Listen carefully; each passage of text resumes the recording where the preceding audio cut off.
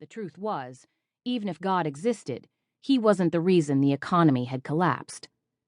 Ask any of the old-timers, the ones who were too worn down to bother with lying, and they'd tell you the real culprit in Babylon's slow death: magic. Several of the other abandoned buildings on the street had been torn down years earlier, leaving behind lots choked with weeds and trash. Yet for some reason, this old church had been allowed to remain. Maybe some people believed God would come back to Babylon after all. As I walked up to what used to be the aisle, a familiar uniformed officer turned to call out, "Hey, Prospero, you don't call, you don't write." "I came to collect that 20 you owe me, Santini." He'd been one of the few patrolmen who hadn't treated me like a pariah back when I was still a beat cop. He motioned toward his crotch. "I got your money right here." "You'd have to pay me a lot more than $20, Jimmy."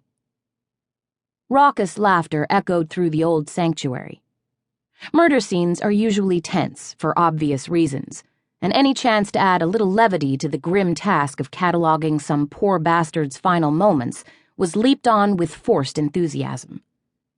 Farther up the aisle, I spotted Duffy standing next to the altar. Even on a good day, he wore a perma-frown, but this night, along with the snow and the wreckage and the blood, his expression was downright grim. He was speaking to Valerie Fredrickson, one of my friends from the CSI squad. Val was a fellow adept and one of my few allies at the BPD. Behind the pair, a sheet covered the body, which was splayed out on the stone altar like a sacrifice to old pagan gods. In the snow in front of the altar, someone had painted a symbol using a liquid that was too darkly red to be anything but blood. "Prospero," Val called. "Hey, Morales." I waved and picked up my speed to get the shit circus underway. Circumventing the bloody symbol, I joined them by the altar. "Who we got?" "That's what I was hoping you could tell us." His tone hinted that asking us for help was costing him a lot of pride. Detective Pat Duffy used to be on the homicide beat for a precinct in an upscale mundane area of Babylon. But last year, after his work on a case involving the murder of Babylon's former mayor, he'd been made head of homicide for the Cauldron Precinct, which handled crimes in Babylon's magical slums. Before his promotion, Duffy had rejected Gardner's invitation to join the MEA task force. Twice. None of us could figure out why he'd been so opposed to the move, especially since as an adept, he shouldn't have problems working under and beside other lefties. But apparently he did.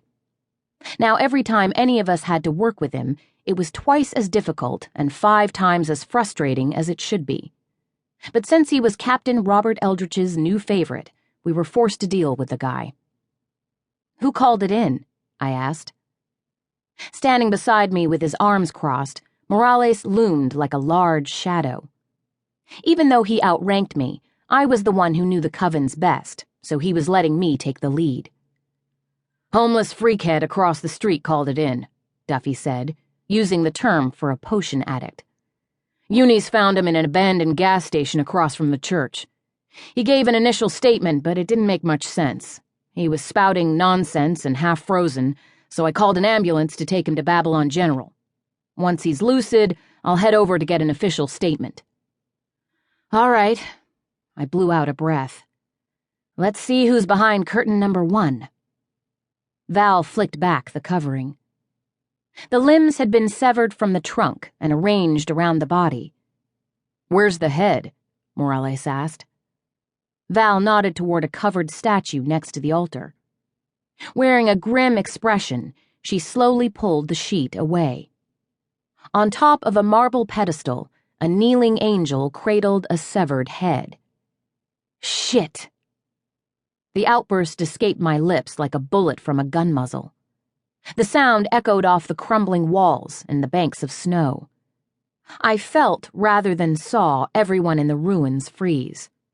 Tension rose like a plasma dome over the crime scene. The empty eye sockets and the blackened potion burn in the center of the forehead were important clues, but they hadn't unsettled me. Instead, it was the bull ring hanging from the nose and the close-cropped gray hair that made my